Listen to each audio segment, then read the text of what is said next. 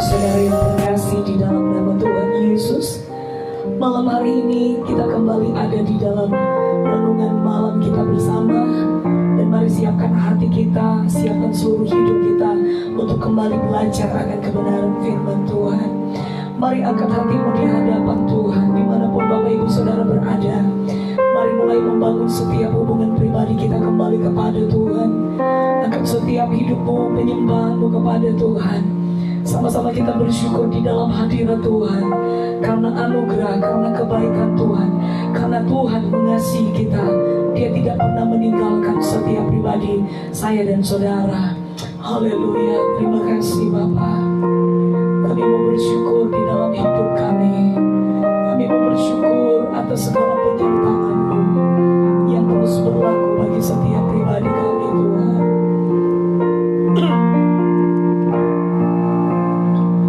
Haleluya, terima kasih Tuhan.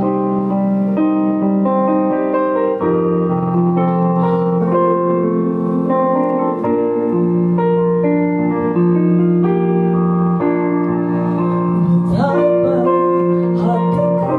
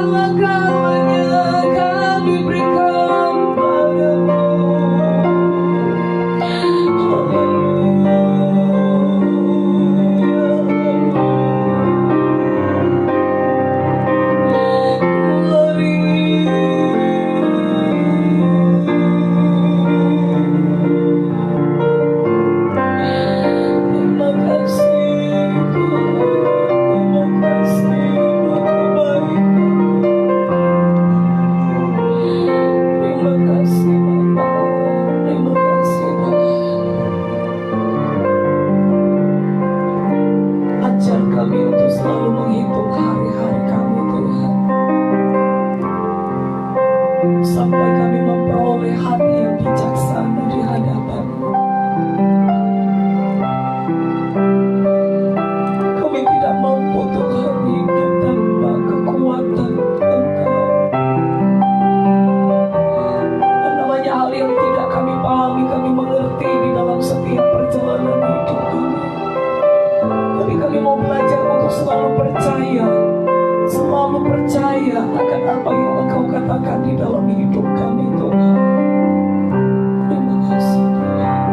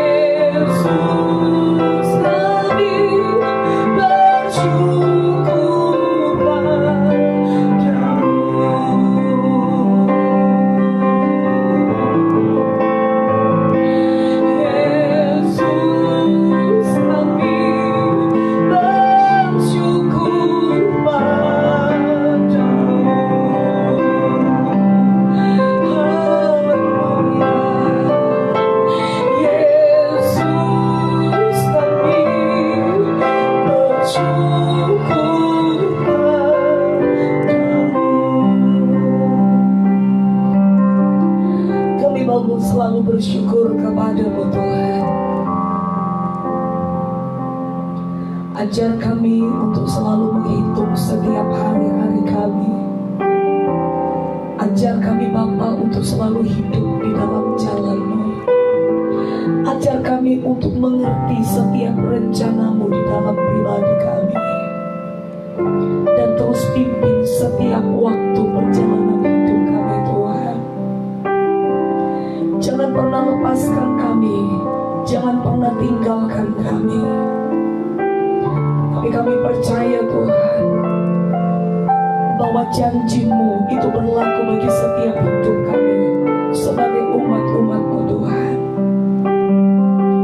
Sekalipun kami harus melewati lembah-lembah yang kelam, sekalipun kami harus melewati ada begitu banyak tantangan hidup, tapi kami percaya kalau malam hari ini kami masih berdiri, masih ada di hadapan-Mu, di dalam hadirat-Mu, itu karena kekuatan, karena kemurahan, karena anugerah-Mu semata-mata yang berlaku bagi hidup kami Tuhan. Dan malam hari ini dengan hati yang bersyukur, kami memberi hidup kami kepada-Mu. Kembali isi dengan firman-Mu, kembali isi dengan perkataan-perkataan-Mu yang berkuasa itu Tuhan.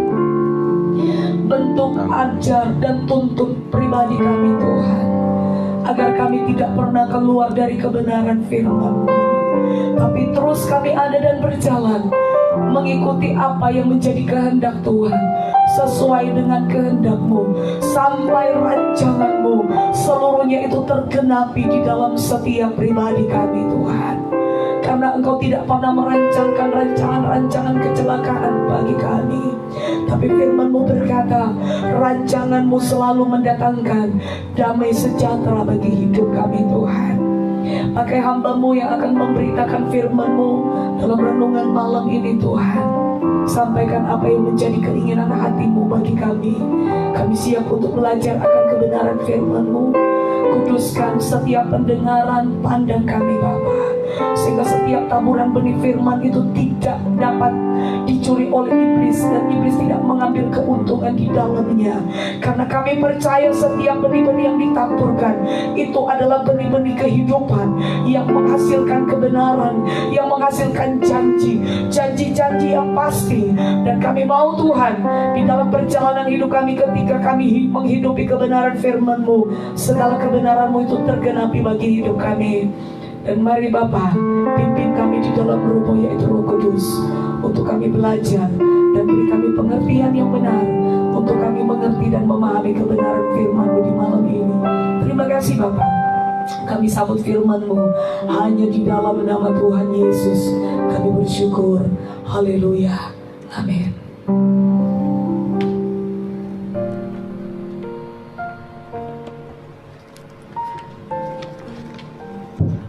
Puji nama Tuhan, saudaraku yang dikasih oleh Tuhan. Malam hari ini kita boleh kembali bersyukur pada Tuhan atas kasih-Nya, berkat-Nya, pertolongannya bagi kita sampai pada saat malam hari ini, sehingga kita boleh kembali ada untuk bersama-sama merenungkan kebenaran firman Tuhan sesuai dengan tuntunan bacaan Alkitab tahunan kita. Dan malam hari ini kita sudah sampai di bagian yang kedua dari Kisah Rasul pasal 23, yaitu dari ayat 16 sampai ayat yang ke seterusnya sampai yang ke-35. Ya, kalau seperti biasa juga di pagi kita merenungkan, yaitu dari Mazmur pasal yang ke-37 sampai yang ke-39. Dan doa kita oleh pertolongan Tuhan, setiap tahun, bahkan tahun ini kita belum menyelesaikan sampai di kitab Wahyu, dan kita bisa merenungkan bagian-bagian yang sekiranya kita bisa beri perhatian untuk kita renungkan bersama-sama. Dan tentunya juga saya yakin percaya manakala seluruh jemaat Tuhan kita juga ketika kita membaca ayat-ayat ini oleh ilham Roh, oleh pertolongannya juga kita bisa menemukan juga kebenaran-kebenaran firman Tuhan yang menjadi kebenaran bagi setiap kehidupan kita. Jadi Tuhan, saat malam hari ini kita akan merenungkan, yaitu kita akan coba ambil dari ayat yang ke-27 sampai yang ke-30, yaitu perikopnya itu Paulus dipindahkan ke Kaisarea. Dari ayat yang ke-27 ini merupakan surat kepada dari Claudius Lysias kepada wali negeri Felix yang mulia di Kaisarea tentang perihal dikirimnya Paulus ke sana oleh karena ada komplotan orang-orang Yahudi yang ingin membunuhnya, dan sekarang mereka mengirim ke Kaisarea. Paulus dipindahkan ke Kaisarea dan tentunya dengan sebuah surat pengantar ke sana. Nah, kita akan baca dari ayat 27 sampai kita ke 30. Orang ini ditangkap oleh orang-orang Yahudi, dan ketika mereka hendak membunuhnya, aku datang dengan pasukan mencegahnya dan melepaskannya karena aku dengar bahwa ia adalah warga negara Roma. 28. Untuk mengetahui apa alasannya mereka mendakwa dia, aku menghadapkannya ke mahkamah agama mereka. 29. Ternyatalah bagiku bahwa ia didakwa karena soal-soal hukum Taurat mereka, tetapi tidak ada tuduhan atas mana ia patut dihukum mati atau dipenjarakan. Ayat 30. Kepadaku telah diberitahukan bahwa ada komplotan merencanakan membunuh dia, karena itu aku segera membawa dia kepadamu, sedang kepada para pendakwa telah kuberitahukan bahwa mereka harus mengajukan perkara itu kepadamu. Saudara dikasih oleh Tuhan Yesus Kristus, bahwa isi dari surat ini sebagai surat pengantar kepada wali negeri Felix di Kaisarea, maka saudaraku di situ tercatat ya di dalam bagian ini, dalam tulisan firman Tuhan ini, saudaraku di sini bahwa orang ini Paulus ditangkap. Ya, orang ini Paulus ditangkap oleh orang-orang Yahudi, ya. Dan ketika Paulus ditangkap, mereka hendak membunuhnya, ya. Jadi sudah ada niat, sudah ada rancangan untuk melenyapkan, ya, Paulus, membunuhnya, ya.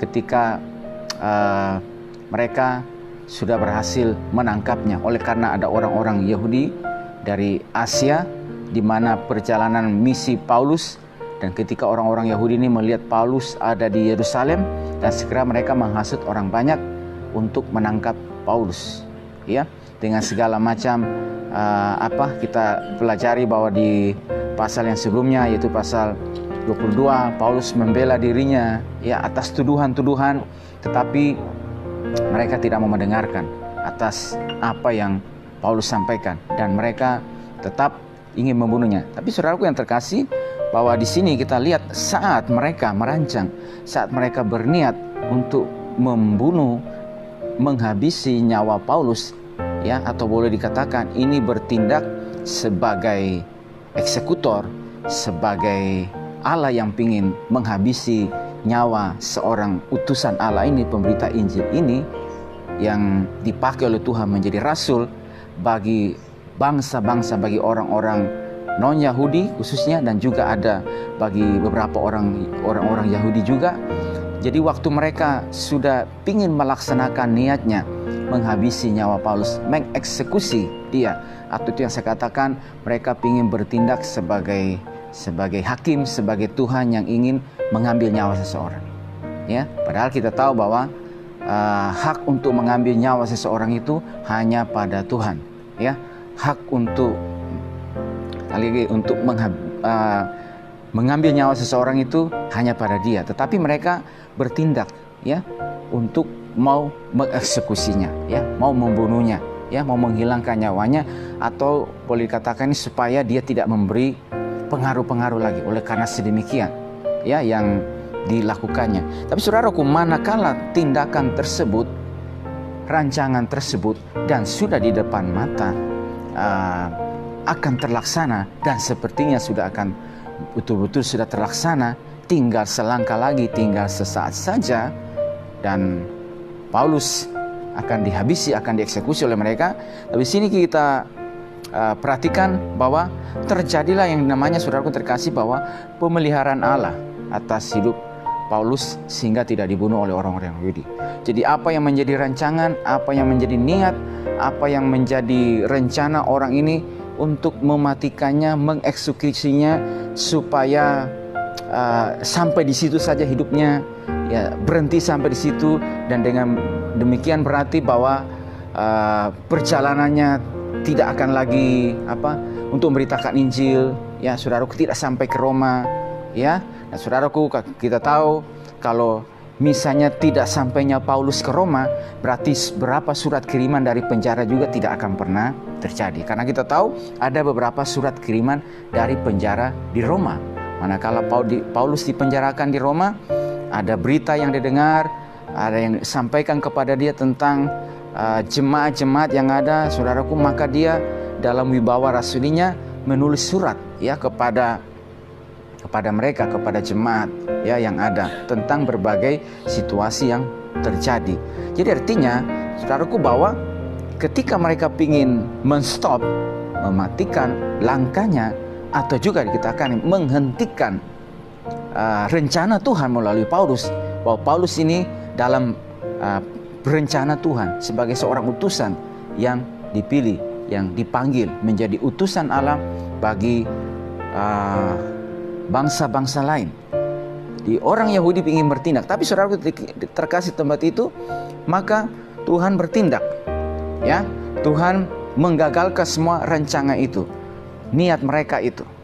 Ya, bahwa apa yang mereka sudah ingin lakukan, atau boleh katakan ini tinggal sesaat saja, tinggal sedikit lagi akan berhasil, dan sepertinya akan berhasil.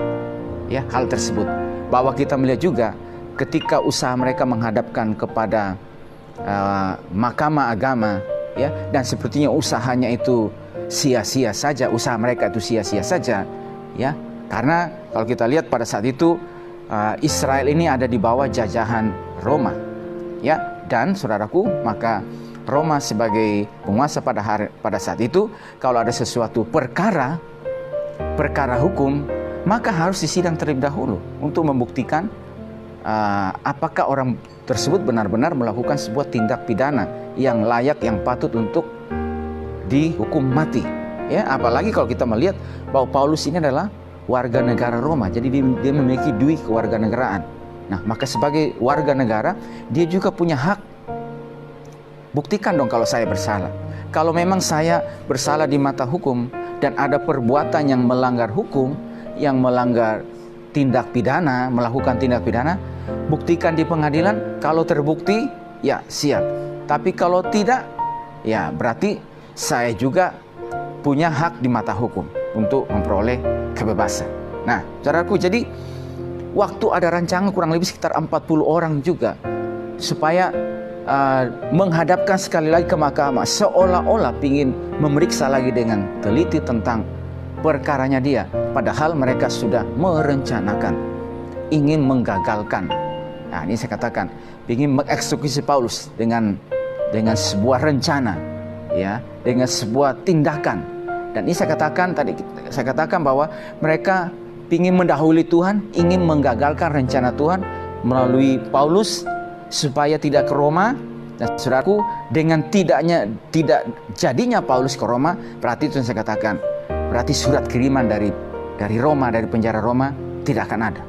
Ya, artinya Paulus selesai di Yerusalem. Ya, karena dalam perjalanan misi ketiga dimulai di Sardis Antioquia dan dia ke Yerusalem. Ya, dan dari Yerusalem itulah Tuhan bawa dia akhirnya ke Roma. Tapi ada yang ingin menggagalkan, ada yang ingin menghalangi, yaitu siapa? Orang-orang Yahudi ini, orang-orang yang tidak suka dengan apa yang dia lakukan. Tapi kita lihat dengan jelas di sana ada pemeliharaan Tuhan, pembelaan Tuhan bagi Paulus, ya, bahwa tugas dia belum selesai. Dia harus ke Roma. Dia harus memberitakan Injil di Roma, dan juga harus ada surat kiriman dari penjara di Roma, ya, untuk meneguhkan, untuk menguatkan jemaat yang ada, yang dimana dalam perjalanan dia itu selama di dalam penjara atau ada di Roma itu, saudaraku, maka ada kabar-kabar yang diterima, disampaikan, baik itu persoalan dalam jemaat, baik itu kabar-kabar yang ajaran-ajaran yang menyesatkan. Dan saudaraku, ketika ini sampai kepada dia, maka saudaraku, dia segera mengirim surat.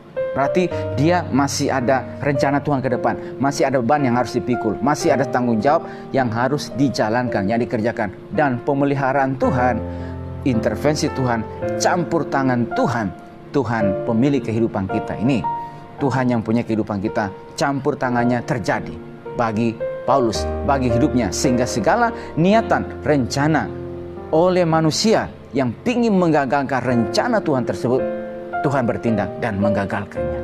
Ya, Tuhan berperkara bahwa orang ini masih harus dipakai oleh Tuhan. Bahwa Paulus ini sebagai utusan masih dipakai oleh Tuhan. Saudaraku yang terkasih, dalam perjalanan kehidupan kita ini juga dari sampai pada hari ini, saya yakin dan kita terlalu yakin dan percaya bahwa ada rencana Tuhan atas setiap kehidupan kita masing-masing. Kita sebagai murid Tuhan, kita sebagai pelayan Tuhan, kita juga sebagai hamba-hamba Tuhan, ada rencana Tuhan bagi kehidupan kita yang Tuhan berikan kepada kita untuk pikul. Ya, dan saudaraku, terkadang di dalam perjalanan kehidupan kita ini, manakala Tuhan sedang giat-giatnya memakai kehidupan kita, mengurapi saudara, kasih karunia Tuhan bekerja, bahkan melalui hidupmu itu, melalui kehidupan kita yang Tuhan telah persiapkan, dan melaluinya itu banyak orang yang terterangi mata rohani mereka, terbuka pikiran mereka secara rohani, ya, dan saudaraku, sehingga mereka melihat kepada kebenaran, mereka melihat kepada firman Tuhan, dan akhirnya mereka bisa diyakinkan akan pribadi Kristus, akan juru selamat, akan Mesias, akan penebusan, saudaraku. Dan dalam perjalanan juga, kalau kita yang kita jalani, tidak sedikit juga ada hambatan yang coba pingin menghalangi, yang pingin menutup langkah kita, ya, yang pingin supaya orang ini berhenti sampai di sini, orang ini sudah cukup, ya, orang ini sudah, ya, tidak perlu lagi. Saudaraku yang terkasih, kalau kita melihat dan kita percaya, saudaraku yang terkasih, manakala setiap kehidupan kita adalah, dan kita adalah sebagai orang-orang yang telah dipilih, yang telah ditebus, yang telah dipanggil keluar dari kegelapan kepada terang yang ajaib untuk memberitakan perbuatan-perbuatan besar yang tidak, Tuhan menaruh sebuah beban, Tuhan menaruh sebuah tanggung jawab bagi kehidupan kita. Apakah kita sebagai umat Tuhan untuk memulai sesuatu, untuk membangun sesuatu, untuk menjadi berkat di mana kita berada. Dan saudaraku, kita yakin ketika Tuhan memakai kehidupan kita dan ada niatan, ada usaha dari siapa saja, ya, yang pingin menggagalkan, yang pingin menghalangi dengan berbagai macam cara, ya, dengan berbagai macam trik, bahkan mungkin sudah sampai betul-betul sudah sepertinya ini akan berhasil, seperti yang mereka lakukan terhadap Paulus ini. Tapi saudaraku, dari apa yang dialami dan pengalaman ini, saudaraku, kita terlalu yakin dan percaya bahwa pemeliharaan Tuhan, pertolongan Tuhan tetap ada bagi setiap kehidupan kita. Bahwa saudara-saudaraku, kita ini semuanya ada dalam tangan Tuhan. Bahwa ketika Tuhan yang telah memanggil kita, Tuhan yang setia yang memanggil saya dan saudara keluar daripada kegelapan, melengkapi, mempersiapkan kita, dan berikutnya melalui hidupmu, melalui tanganmu, mengkaryakan sesuatu berguna, bermanfaat. Dan ternyata ada yang ingin menghalangi, yang ingin menggagalkan hal tersebut, saudaraku, campur tangan Tuhan bekerja. Karena Tuhan belum selesai dengan kita, masih ada yang harus dijalankan, masih ada yang harus dikerjakan, ya, saudaraku. Dan kita percaya sekalipun sudah berada, ya, di ujung, dan sepertinya yang dikatakan akan berhasil rencana tersebut, tapi Tuhan turut campur tangan. Karena itu, saudaraku, tetap yakin percaya kepada Tuhan pada hari ini, ya. Kalau kita berjalan sesuai dengan firman Tuhan, kehendak Tuhan, saudara menjalankan tugas Tuhan, mandat yang Tuhan beri kepada kita, di mana saudara berada, apa yang kita mulai, apa yang kita bangun, apa yang kita kerjakan, saudaraku. Dan saudaraku, dalam perjalanan kehidupan sini ada saja kesulitan, ada saja tantangan, saudaraku. Kita yakin dan percaya bahwa Tuhan selalu ada campur tangan atas kehidupan kita. Dan tantangan itu, masalah itu, atau apa saja yang ingin menghalangi saudaraku, tidak akan menghambat saudara terjadinya rencana Tuhan melalui kehidupan, ya. Kalau kita lihat juga misalnya dalam kitab Esther, ya, waktu ketika Mordekai nyawanya sudah di ujung tanduk, dan bukan cuma Mordekai, nyawa bangsanya juga sudah ada di ujung tanduk di dalam benteng Susan pada hari itu, karena Haman sudah meminta meterai dari raja untuk menghukum, untuk membunuh, memunahkan semua orang-orang Yahudi yang ada di dalam benteng Susan, ya. Dan surat raja itu tidak mungkin ditarik lagi, ya. Tapi saudara yang terkasih, dan juga ketika Haman sudah mendirikan tiang untuk menyulahkan Mordekai, ya, saudaraku, maka Tuhan berperkara di sana. Jadi sudah selangkah lagi, setitik lagi, Haman sudah memasuk ke pintu gerbang istana raja dan hendak memberitahukan tentang akan dilakukannya penghukuman, mengakhiri hidup Mordekai, menstop, ya, memutus akan rencana Tuhan melalui hidupnya. Ya, jadi kalau misalnya pada hari itu Mordekai mati, maka saudaraku, Mordekai tidak akan pernah menjadi orang yang nomor 2 yang mengusahakan kesejahteraan bagi sanak saudaranya dan bagi orang Yahudi di kerajaan Ahasiweros. Tapi saudaraku, Tuhan berperkara bahwa Tuhan masih ingin, Tuhan campur tangannya, intervensinya masih mau, dan rencana Tuhan belum selesai atas kehidupan Mordekai, bahwa dia harus menjadi seorang yang nomor 2 di kerajaan Ahasiweros untuk mengusahakan kesejahteraan bagi banyak orang, mengusahakan kesejahteraan tempat di mana dia berada. Karena itu usaha jahat apapun yang ingin dilakukan dan kan sudah di ujung mata, saudaraku, maka Tuhan berperkara dan membalikkan setiap rancangan orang-orang tersebut, yaitu rancangan Haman, menjadi kesesatan bagi dia sendiri, ya, menjadi malapetaka buat dia sendiri. Dia menggali lubang, dia jatuh sendiri ke dalamnya. Ada pembelaan Tuhan. Demikian juga yang dialami oleh Raja Daud. Daud, saudaraku, bahwa ketika anak muda ini menjadi seorang yang begitu dipakai oleh Tuhan, kemanapun dia pergi berperang selalu berhasil mengalahkan musuh. Mulanya ketika dia mengalahkan Goliat, habis itu dia menjadi kepala pasukan, selalu berhasil. Ya, Saul suruh untuk mas kawin 100 kulit katan orang Filistin, dia pergi dan dia ambil 200 kulit katan orang Filistin. Taruhku bawa kemanapun, ya. Maka ketika dia sudah mulai dipakai Tuhan dengan luar biasa dan tangannya mengalahkan banyak musuh, saudaraku, maka orang Israel bernyanyi berbalas-balasan. Daud mengalahkan berlaksa-laksa, tetapi Saul hanya beribu-ribu saja. Saudaraku, maka pada saat itu timbullah iri hati, panas hati. Lalu apa? Saya diperhitungkan beribu-ribu, dia berlaksa-laksa. Artinya apa ini? Nanti juga jabatan raja kan, saya akan akhiri aja, stop sampai di sini.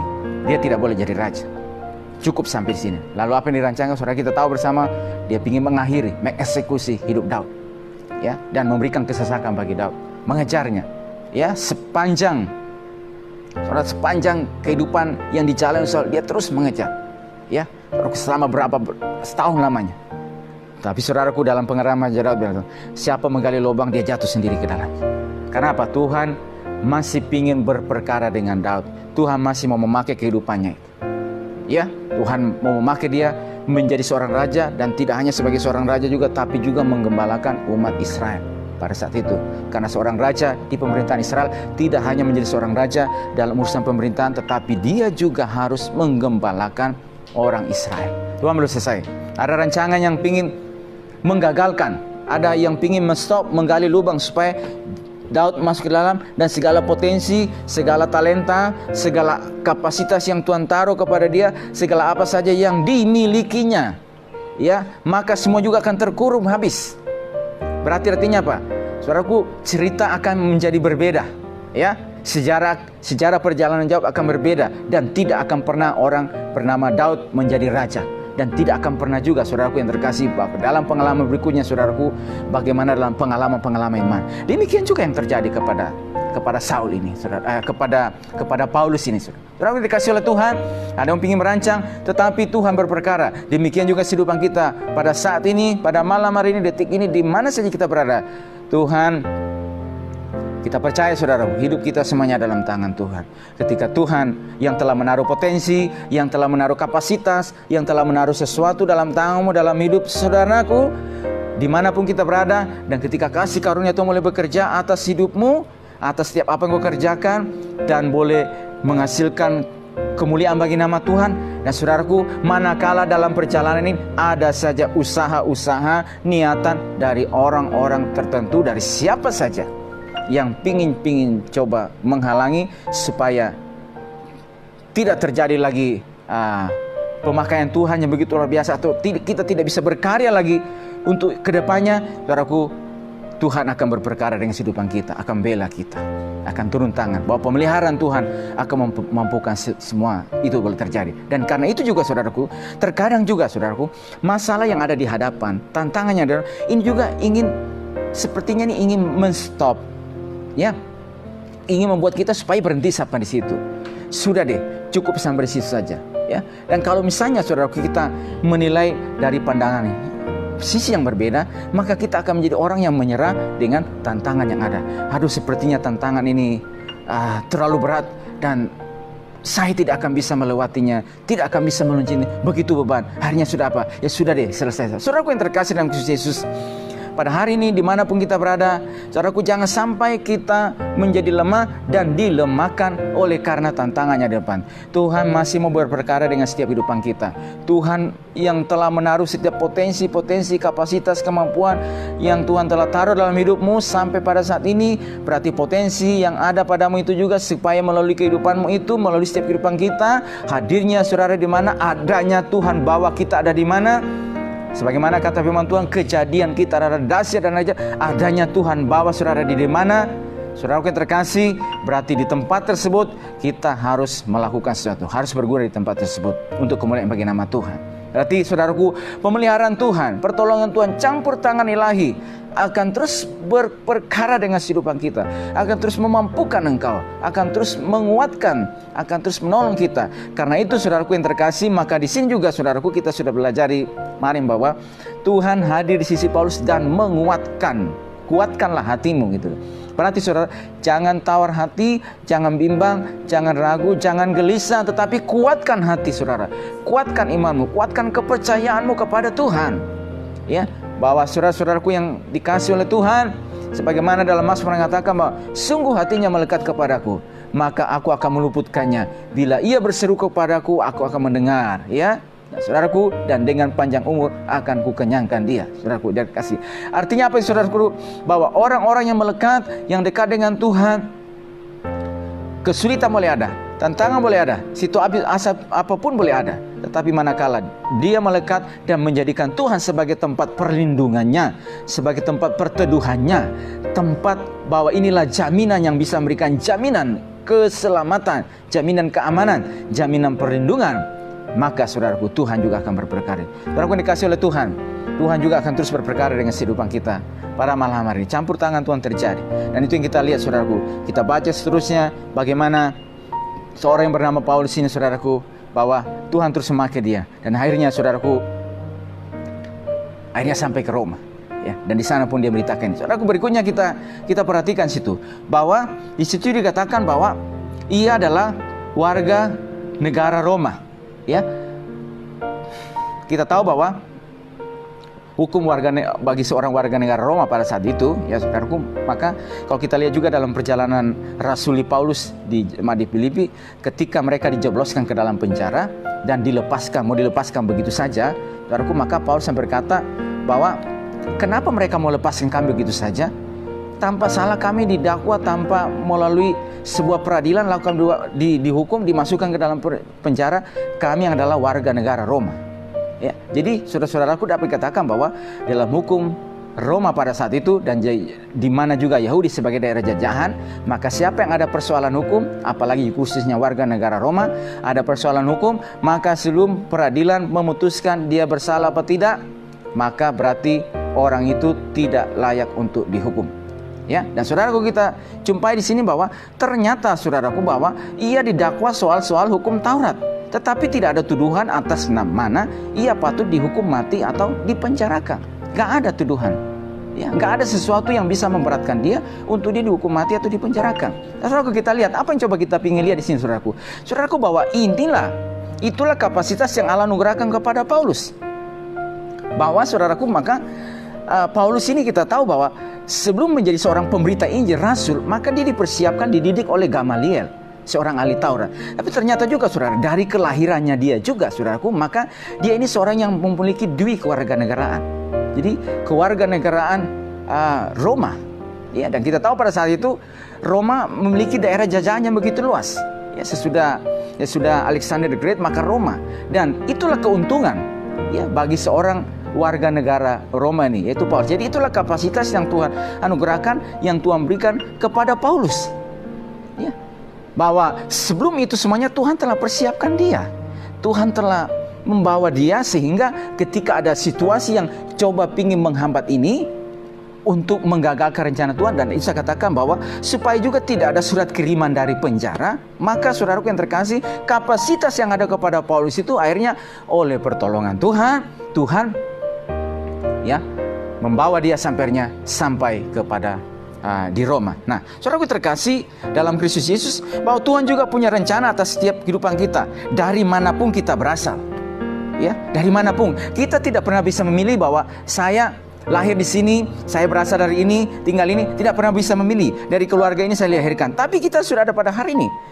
Ya, kita sudah ada pada hari ini, dan kita tahu bahwa kita dari beraneka ragam suku, ras, ya, dan seterusnya. Tapi saudaraku yang terkasih, bahwa setiap kapasitas yang ada kepada kita, setiap apa yang Tuhan taruh kepada kita, bahwa sebagaimana yang tulisan Paulus dalam Efesus mengatakan bahwa Allah telah memilih kita sebelum dunia dijadikan, supaya kita kudus dan tak bercacat di hadapannya. Jadi sebelum dunia dijadikan, Tuhan telah memilih kita. Ya. Dari manapun kita, saya katakan kita tidak pernah bisa memilih. Dan ketika kita tidak pernah bisa memilih, dan kita sudah ada pada hari ini, saudara-saudaraku, firman Tuhan juga berkata di dalam Mazmur mengatakan bahwa oleh karena kejadianku dahsyat dan ajaib apa yang kau lakukan. Jadi kejadian kita ini dahsyat dan ajaib. Jadi ada sesuatu ketika Tuhan menjadikan kita ada pada hari ini, dari manapun kita, dari keluarga manapun kita, dari daerah manapun kita, ada sebuah potensi juga berarti yang Tuhan taruh kepada kehidupan kita. Ada kapasitas-kapasitas yang Tuhan anugerahkan kepada kita, dan juga melalui perjalanan pembelajaran yang kita jalani juga. Itulah sebenarnya cara Tuhan juga untuk mempersiapkan kita, melengkapi kita, supaya nanti kita seperti anak panah yang manakala dilepaskan sampai di tujuan oleh pahlawan, sampai dilepaskan di mana? Di tempat tersebut, di sasaran tersebut, menghasilkan sesuatu. Kenapa? Telah dipersiapkan, telah dilatih oleh Tuhan, terlengkapi Tuhan terlebih dahulu. Dan saudaraku yang terkasih, bahwa itu artinya juga, saudaraku yang terkasih, bahwa kita tidak boleh merasa rendah diri dengan diri kita. Ya, kita tidak boleh merasa rendah, ya, dengan apa yang ada pada kita. Ya, apa adanya kita. Seperti itulah yang Tuhan jadikan. Berarti saya juga pribadi yang berharga di hadapan Tuhan. Kita tahu, saudaraku, beberapa orang percaya murid Kristus lahir dengan latar belakang yang khusus, yang spesial. Ya, mungkin seperti Paulus ini ada latar belakang yang spesial, dan dengan juga yang lain-lainnya. Ya, dan Allah memakai mereka untuk tujuan yang khusus juga, yang spesial juga. Tetapi juga, saudaraku, bahwa tidak semua orang lahir dalam keadaan begitu. Beberapa orang juga lahir dalam keterbatasan. Terbatasnya itu mereka lahir, saudaraku, tetapi Allah juga memakai mereka untuk tujuan Tuhan yang mulia. Ada orang-orang yang lahir dalam yang spesial, yang khusus, ya, tetapi juga dalam keterbatasan. Tapi semua kalau kita kembali kepada firman Tuhan, saudaraku terkasih, maka firman Tuhan ini sungguh luar biasa. Paulus mengatakan bahwa di dalam Kristus tidak ada lagi perbedaan. Tidak ada orang Yunani, tidak ada orang Yahudi, tidak ada budak, tidak ada merdeka, tidak ada orang baru, orang sedikit, karena kita semua adalah satu di dalam Tuhan.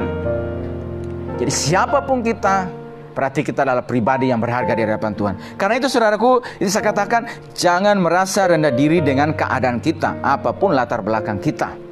Jangan merasa rendah diri dan mengatakan bahwa Tuhan, saya tidak bisa apa-apa. Saudaraku yang terkasih, bahwa apapun adanya kita, manakala kita juga mengikuti cara Tuhan, proses Tuhan atas kehidupan kita, maka Tuhan juga akan menaruh kapasitas-kapasitas melengkapi kita, supaya saudaraku yang terkasih, hidup pun juga akan dipakai oleh Tuhan dengan caranya Dia, pada waktunya Dia, di mana Tuhan bawa kehidupan kita, di mana Tuhan tempatkan kita. Hadirnya kita di mana, saudaraku yang terkasih, maka di tempat tersebut, di mana kita berada, saudara berdaya guna dan bermanfaat di situ untuk kemuliaan bagi nama Tuhan. Dan juga, saudaraku yang terkasih, jangan berbangga diri bagi mereka yang mungkin dari latar belakang spesial. Ya, jangan berbangga diri karena itu. Tapi kita mengatakan bahwa Tuhan, saya berbangga karena saya mengenal Tuhan. Ya, dan juga, saudaraku, dengan latar belakang seperti itu, berarti kita juga pakai untuk tujuan untuk kemuliaan bagi nama Tuhan. Ya, saudaraku yang terkasih, pada malam hari ini, siapapun kita dan setiap kehidupan kita, seluruh jemaat yang dikasih oleh Tuhan, bahwa ada pemeliharaan ilahi bagi setiap kehidupan kita.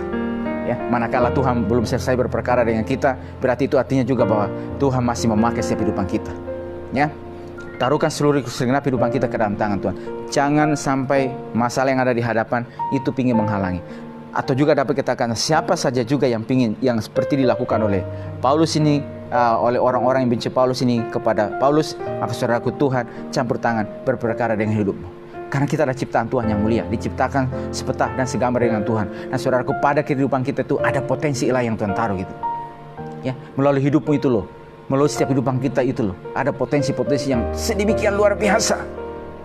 Dan karenanya melalui potensi itu, supaya hidup kita menjadi alat kemuliaan bagi nama Tuhan. Saudaraku, mari kita akan bacakan ayat penutup bagi kita. 1 Petrus pasal 2 ayat yang ke-9.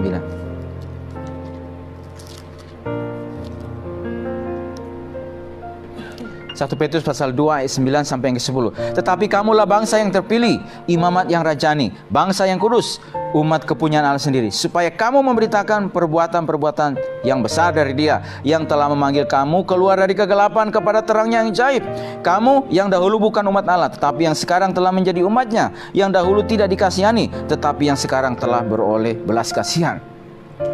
Kitalah bangsa yang terpilih, imamat yang rajani, bangsa yang kudus, umat kepunyaannya sendiri, umat kepunyaan Allah sendiri, supaya, kata Petrus, kamu memberitakan perbuatan-perbuatan yang besar dari Dia. Melalui hidupmu itu loh, ada perbuatan-perbuatan ajaib yang besar yang Tuhan nyatakan dalam segala keterbatasan kita. Tetapi Tuhan membuat kita tidak tinggal dalam keterbatasan, tetapi justru kita bisa berkarya di dalam keterbatasan tersebut. Karena apa, saudara? Kita tahu bahwa saya juga adalah umat pilihan Allah, dan Tuhan juga menaruh potensi bagi kita. Dan juga ketika, saudaraku, kita yang ada pada hari ini juga, dengan ada juga spesial yang Tuhan anugerahkan kepada kehidupan kita juga, saudaraku, melalui kehidupan itu juga kita juga dipakai oleh Tuhan untuk memberitakan perbuatan yang besar dari Dia, ya, untuk saudara-saudaraku kemuliaan bagi nama Tuhan. Ya, yang telah memanggil kamu keluar dari kegelapan kepada terangnya ajaib, yang telah memanggil kita keluar, dipilih, ditarik keluar dengan darahnya dari kegelapan, ya, dari kutuk hukuman dosa, ya, dan ditebus oleh darah Kristus.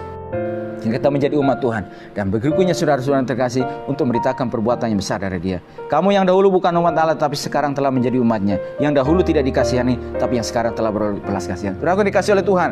Setiap kehidupan kita pada malam hari ini, tetap kuatkan setiap langkah saudara kepada Tuhan. Saudara, kita adalah umat yang telah ditebus oleh Tuhan. Pada setiap kehidupan kita, saudaraku, orang yang telah menjadi murid Kristus, yang telah dilahirkan kembali, berarti pada kehidupanmu, pada kehidupan saya, ada potensi yang Tuhan taruh. Ada kelebihan-kelebihan yang Tuhan taruh bagi hidupmu. Saudara-saudaraku, di dalam keterbatasan kita atau apapun, itu tidak membatasi engkau supaya melihat Allah yang tidak terbatas itu. Untuk menyatakan perbuatan-perbuatan yang tidak terbatas oleh Tuhan atas setiap hidupmu. Ya, jadi melalui setiap kehidupan kita, saudaraku, Tuhan ingin menyatakan sesuatu melalui hidupmu. Ya, saudaraku, manakala ada sesuatu, ada rintangan, ada halangan yang ingin menggagalkan rencana Tuhan tersebut, saudaraku, pemeliharaan Tuhan akan terjadi bagi kehidupan kita. Kuatkan setiap hati kita kepada Tuhan, kuatkan setiap langkah saudara. Dan saudaraku, setiap rancangan orang-orang tertentu yang manakala ketika saudara dan saya telah mengalami kasih karunia Tuhan, dan melalui hidupmu, saudaraku yang terkasih, banyak orang boleh memperoleh kasih karunia, dan ada saja niatan orang-orang tertentu yang ingin menggali lubang supaya kita jatuh ke dalamnya. Saudaraku terkasih, percayakan kehidupan kita kepada Tuhan, bahwa manakala hidup ini ada dalam rencana Tuhan, ada dalam pimpinan Tuhan. Bila Tuhan belum selesai berperkara dengan kehidupan kita, maka Dia akan terus memakai kehidupan kita menjadi kemuliaan ini. Puji Tuhan, memberkati semua kita pada malam hari ini. Dalam pertolongan Roh Kudus memampukan kita terus untuk berjalan dalam terang Tuhan. Puji Tuhan, kita akan masuk dalam doa kita, dan sebelumnya kita akan kembali bersama-sama memuji Tuhan.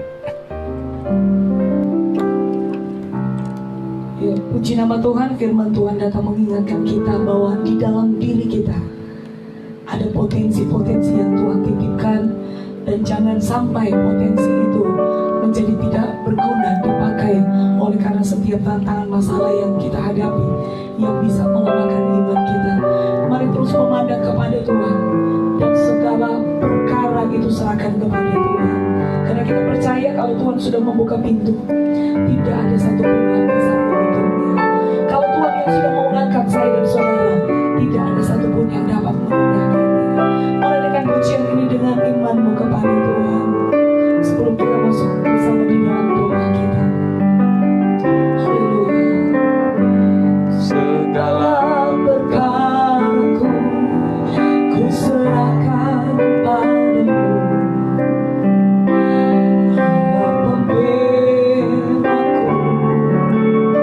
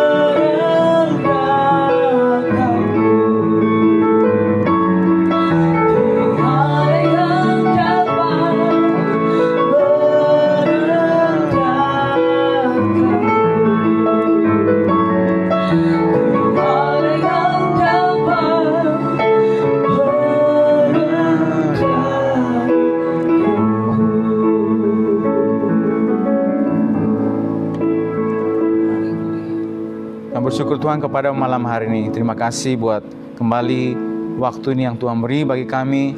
Tuhan boleh sama-sama datang kepadamu ya Tuhan. Memuji, meninggikan, memuliakan Engkau. Kebesaran keajaiban bagi kami ya Tuhan. Pemeliharaan setia Tuhan bagi kehidupan kami. Bahkan kami juga sudah bersama-sama renungkan benaran firman-Mu ya Tuhan. Biar apa yang kami dengar pada malam hari ini Tuhan, kehidupan kami oleh pertolongan Roh Tuhan, Roh-Mu ya Tuhan, untuk mampukan kami untuk menghidupi setiap kebenaran-kebenaran firman-Mu Tuhan. Bahkan ini menjadi kekuatan bagi setiap kehidupan kami, langkah kami, di mana kami berada, di mana Tuhan bawa kami ya Tuhan. Kami tahu ada potensi-potensi ilahi, ada karunia, ada kapasitas yang Tuhan anugerahkan bagi kami ya Tuhan. Dan melalui setiap kapasitas tersebut dengan sebuah tujuan juga, dengan sebuah maksud juga Tuhan, untuk memberitakan perbuatan besar yang Kau lakukan melalui kehidupan kami Tuhan, sehingga namun ditinggikan dan dipermuliakan Tuhan. Berkati seluruh umat-Mu ya Tuhan pada malam hari ini, dalam seluruh situasi mereka Tuhan, dimanapun mereka berada Tuhan. Engkau yang mengetahui, Engkau yang mengenal setiap apa yang mereka hadapi pada hari ini Tuhan. Dengan percaya Tuhan, campur tangan Tuhan, pertolongan Tuhan, mata Tuhan selalu ada bagi kehidupan kami ya Tuhan. Melihat kami, melihat setiap umat-Mu, melihat apa yang kami hadapi, melihat apa yang kami gumuli Tuhan. Dan oleh campur tangan-Mu ya Tuhan, kami dimampukan untuk dapat melewati semuanya Tuhan. Pembelaan Tuhan terjadi, campur tangan Tuhan ada atas kehidupan kami Tuhan. Bahkan terus kami berdoa, bawa terus seluruh umat-Mu dimanapun kami berada, semuanya boleh berada, untuk menjadi umat Tuhan yang terus menjadi saksi-saksi-Mu, menjadi alat-Mu ya Tuhan. Bahkan boleh berdaya guna, bermanfaat ya Tuhan, di mana Tuhan tempatkan kami ya Tuhan. Dan khususnya juga di tengah-tengah lingkungan bangsa kami ya Tuhan yang ada pada hari ini. Tuhan terus menolong umat-Mu, hamba-hamba-Mu, gereja-Mu ya Tuhan, di seluruh penjuru pelosok tanah air ini Tuhan, di mana saja Tuhan tempatkan mereka Tuhan, dan setiap kapasitas yang Tuhan anugerahkan kepada mereka Tuhan. Mereka juga boleh ikut bersama-sama juga dengan pemerintah kami ya Tuhan, untuk mengisahkan setiap apa yang diprogramkan ya Tuhan oleh pemerintah ya Tuhan ada pada hari ini. Dan khususnya juga Tuhan dalam penanganan ya Tuhan COVID ya Tuhan yang ada pada hari ini, baik dampak yang ditimbulkan, dampak kesehatan, dampak juga ekonomi, sosial Tuhan, tolong semuanya Tuhan, sehingga semuanya boleh bergandengan tangan untuk bersama-sama dengan pemerintah, dengan seluruh lapisan masyarakat yang ada, dari pemerintah pusat, daerah, satuan gugus tugas.